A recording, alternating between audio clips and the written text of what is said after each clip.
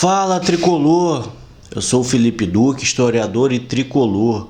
Hoje o tema do nosso programa é a relação do samba e do Fluminense Futebol Clube, em homenagem ao Dia do Samba, dia 2 de dezembro. Antes da gente passar pela vinheta, vamos fazer aquele velho ritual. Dê o like, curta o canal, se inscreva e compartilhe entre amigos e amigas.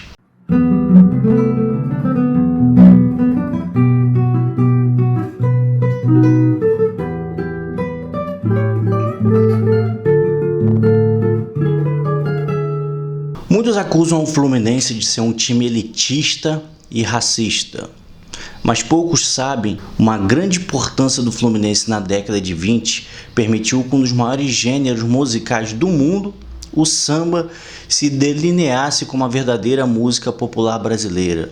Tudo isso na mão de um grande mecenas que nós vamos falar, o patrono e ex-presidente do clube, Arnaldo Guinle. Estamos falando da década de 1920 justamente pelo fato do Brasil ainda ter uma estrutura extremamente racista e arcaica. Vamos lembrar que a abolição da escravidão tinha acontecido há pouco tempo, em 1888. E mesmo assim, não foram dadas devidas condições de inserção da população negra junto à sociedade brasileira. O governo optou por uma teoria chamada teoria do branqueamento, pois se acreditava, que os povos europeus eram dignos e signos de um processo civilizatório e que os negros brasileiros representavam a barbárie. E é nesse período que vão ocorrer muitas imigrações para o Brasil de italianos, alemães, espanhóis e por aí vai. Eles imaginavam que suprir esses setores junto à mão de obra brasileira, inevitavelmente os negros desapareceriam do mapa e tudo que era ligado à negritude do Brasil consequentemente era visto como uma coisa bárbara a ser totalmente extinta da história do país. Isso valia também para a cultura. Para se ter noção, no século XIX a capoeira já havia sido proibida, que era um esporte, um jogo de negros, e a partir do século XX outra coisa que é proibida é o samba, se davam duras, enquadravam negros e negras nas ruas, olhavam as mãos para ver se tinham calos de violão, enfim, qualquer coisa que expressasse uma movimentação da cultura negra, ela era radicalmente taxada e colocada como criminosa na história do Brasil no início do século XX. Era proibido porque a gente ia para a penha, na hora que a gente ia com pandeiro de violão, a polícia cercava, tomava o pandeiro. Porque quem cantava samba era capadócio. Disso a censurava como capadócio. Virgulino de Alencar, em 1904, no Quebra-Lampião, tocava violão, cantava musiquinha para prender a gente. Usava cabeleira, delegado. Proibido o ato de Juruá para acabar com o seresteiro. Ele veio para acabar com o seresteiro. Então ele tocava violão, fazia serenata na rua Seresta, para nós reunir, para depois prender a gente. Depois desse negócio do samba que saiu do morro, vocês não acreditam nisso não. O samba saiu da cidade, da planície. Nós fugíamos daqui porque a polícia perseguia, a gente ia para o morro para fazer o samba. Os brancos da cidade, a elite, eles faziam saraus em suas casas, com pianos, música, a capela, enfim, com vinhos, aquelas coisas chiques, restrito aos seus lares. Os negros, em contrapartida, tomavam as ruas, ou de forma muito escondida e quase clandestina, com o samba, utilizando o instrumento da percussão, que era muito ligado à ideia de atraso, de barbárie.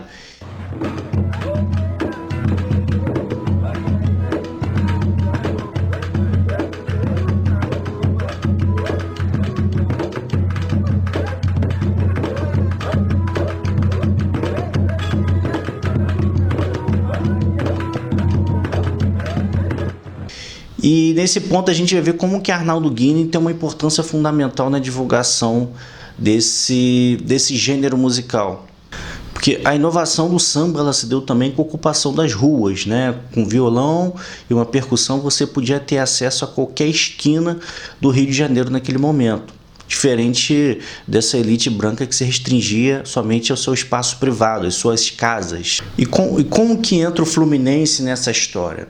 E Arnaldo Guinle. Vamos lembrar que a família Guinle era uma família de burgueses, né, no Rio de Janeiro, que tinham um apreço muito forte à questão nacional. Eram burgueses, vamos colocar, patriotas, que viam no Brasil uma possibilidade de constituição de uma cultura própria, de uma economia própria, deslocando de outros setores que achavam que o Brasil devia ser submisso ainda ao estrangeiro. E a família Guinle, ela também tinha essa coisa de querer intervir nos setores do esporte, como nós vimos em outros vídeos, e também na cultura, né? No caso aqui que nós estamos falando especificamente da música. E o Guinle, ele era um mecenas, né? Ele financiava artistas no Rio de Janeiro, seja de danças, seja da música, seja pintores, poetas, enfim, escritores e por aí vai. Só que o Guinle, ele tinha um olhar diferenciado para aqueles artistas da zona excluída da cidade do Rio de Janeiro, enquanto a elite se restringia somente àqueles setores muito vinculados àquela ideia do estrangeiro. O Guinle, ele tinha uma admiração muito forte pelo que os populares produziam naquele momento do Brasil. O Guinle, como uma espécie de nacional desenvolvimentista, ele achava que a cultura brasileira deveria construir um som próprio, deveria ter uma identidade própria. E a elite branca naquele momento caracterizava que esse som vindo das periferias, enfim, da zona excluída da cidade do Rio de Janeiro, como lunduns, machiches, batucadas, era considerado, caracterizado como algo bárbaro, né, a ser exterminado, a ser destruído. O verdadeiro som deveria ser aquele importado da Europa, né, a mazurca, a polca e a valsa. E o Arnaldo Guinle, ele frequentava essa zona excluída da cidade. E é aí que ele conhece o Pixinguinha em 1919, numa espécie de salão do centro da cidade, também muito pejorativizado, né? Colocado como espaço de bárbaros, locais vamos colocar, prostíbulo, era local de preto, como eles colocavam, enfim, era totalmente negligenciada aquela parte da cidade nesse primeiro momento. E o Pixinguinha se apresentava nesses locais, junto com mais 6 músicos, né? Entre eles o grande Donga. Só um destaque aqui, o Donga, gente, era tricolor fanático, inclusive ele tinha um escudozinho do Fluminense anexado na frente do seu caderno de partituras. Para quem não conhece, o Donga foi responsável pelo primeiro samba gravado da história do Brasil, que é o famoso Pelo Telefone. Não esqueça, veio da Bahia para o Rio. Samba Pelo Telefone, que é o primeiro samba.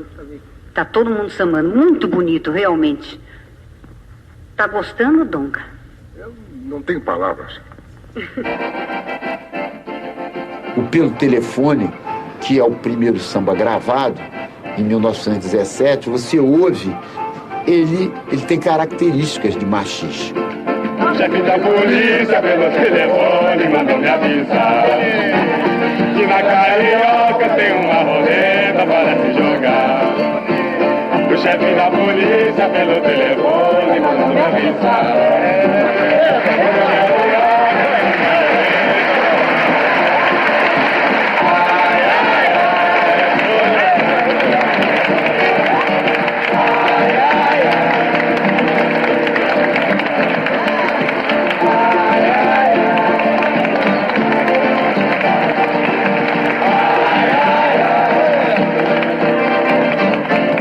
Esse grupo do Pixinguinha e do Donga, ele se chamava Oito Batutas e se apresentava, né, como eu falei, no centro do Rio de Janeiro.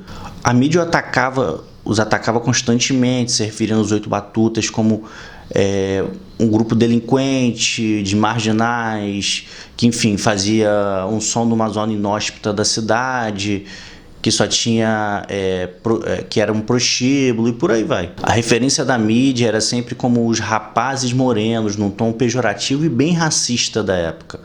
De qualquer forma, quando o Arnaldo Guinle trava contato com esse grupo, ele fica extremamente encantado e admira esse som genuíno que eles produziam. E aí ele começa a levar para sua casa nos saraus, né? Naqueles saraus frequentados pela elite branca, que vai provocar um murmurinho muito forte na mídia da época. E Arnaldo Guini vai além, ele começa a incentivar e financiar, né, como bom mecena, excursões dos Oito Batutas pelo Brasil, né, seja em São Paulo, Belo Horizonte, enfim, Minas Gerais, Pernambuco, Bahia, né, parte do Nordeste, por aí vai. E o melhor de tudo é que o Guini vai orientar, né, vai acompanhar essa exposição, orientando, né, os batutas a registrar em partituras todos aqueles cancioneiros populares do interiorzão lá de Pernambuco, por exemplo, do interiorzão de Minas Gerais, do interior de São Paulo, a música caipira, e vai compilar todo esse material promovendo uma obra gigantesca no que tange a música brasileira e que vai ser levada a posteriori, né, principalmente para pesquisadores do campo da música. Isso cabe fazer uma caracterização quanto que o Guini era uma pessoa à frente do seu tempo, né? Enquanto toda a elite brasileira achava que devia importar a cultura branca, europeia, o Guini falava que não. A verdadeira cultura estava aqui dentro, né? E estava sendo produzida pelos populares. Essa deveria ser a cultura a ser potencializada no momento onde o racismo ele era cristalizado no Brasil, né? Apesar, como eu falei, o período referente à abolição, enfim, ao fim da escravidão era muito recente. E a mídia, enfim, a elite começou a detonar o Arnaldo Guini, né? Falando que ele estava financiando esse tipo de coisa, a barbárie. E a resposta do Arnaldo Guini ainda foi mais além. Arnaldo Guini resolveu financiar e patrocinar uma exposição dos Oito Batutas no exterior, nos Estados Unidos, na França, enfim, vários locais do mundo. Não só os Oito Batutas, mas também dançarinos, como eu falei para vocês, escritores, a grande parte a maioria deles negros, né, o que provocou assim mais raiva e ira da imprensa brasileira. Aí, em 1922, ele vai e patrocina e financia a saída dos Oito Batutas para a França, né? E aí a mídia escreve barbaridades nos seus jornais para poder se referir a esse movimento organizado e pontuado por Arnaldo Guini. E isso, gente, inclusive os próprios lusitanos que moravam aqui no Brasil, tá? Não eram só brasileiros, não. Os jornais vão ser extremamente agressivos, vão falar esses negros de uma forma assim muito pejorativa, dizendo que queriam fazer o Brasil passar vergonha lá fora, e que a verdadeira música genuína era de Heitor Villa-Lobos, né? O próprio parlamento brasileiro também vai atacar muito Arnaldo Guini, figura do Gilberto Amado, que era um intelectual muito ligado às ideias de eugenia. Enfim, eles vão para cima do Arnaldo Guini, vão falar que o Brasil vai ser desmoralizado, vai ser envergonhado lá fora, porque esse samba não era a música de um Brasil civilizado, de um Brasil branco. Acontece que a excursão para a França vai ser um sucesso. A Europa tinha acabado de sair de uma guerra em 1920 e lá em 22, né, enfim, toda a década 20 como um todo era conhecido como os anos loucos. As pessoas queriam extravasar, queriam ficar quase o dia inteiro na rua, bebendo, aproveitando a vida. E os Oito Batutas eles vão ser assim uma novidade fantástica, vão ser convocados desde os salões mais luxuosos de Paris para se apresentarem até os mais modestos da classe trabalhadora. E tudo isso vai ter uma repercussão internacional. É nesse período também que Pixinguinha ele trava contato com o jazz americano que eles estavam se apresentando ali em Paris, né? E o Arnaldo Guini, vendo que o Pixinguinha estava hipnotizado, vendo um rapaz tocar saxofone, questionou, né? Você toca flauta, é muito diferente, né? Ambos são instrumentos de sopro. Pixinguinha falou, não, é a mesma coisa, a mesma nota. Passou alguns dias, o Arnaldo Guini deu de presente para o Pixinguinha um saxofone. Vaziar. Mas não está vazio. Tem que ficar vazio. Quem sabe nasce amanhã ou depois, não é? A gente manda encher outra vez para fazer mais um negocinho. Depende de vocês, sabe? Quando quiserem, está tudo às horas.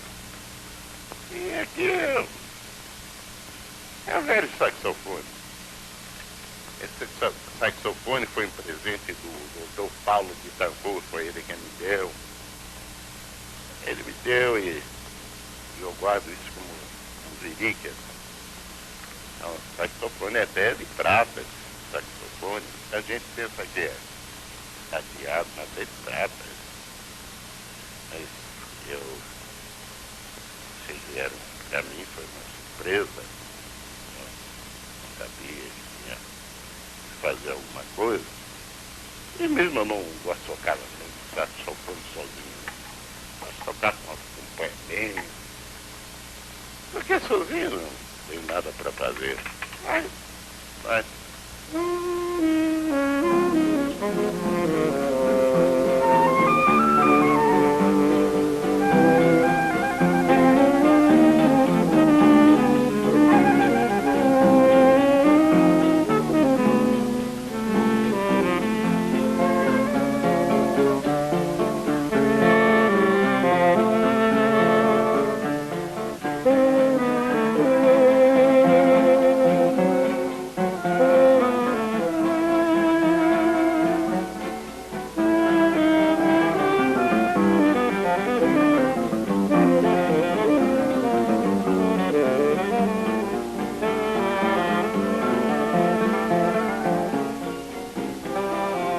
E a pedido de outros músicos também, o Guine deu um violão banjo, um cavaquinho banjo, que foi proporcionando, diversificando ainda mais a qualidade da música brasileira com esses novos instrumentos que iam sendo incorporados. Depois que foi um sucesso, né, toda essa excursão lá fora, aí os brasileiros começaram a olhar diferente para o samba, para os Oito Batutas.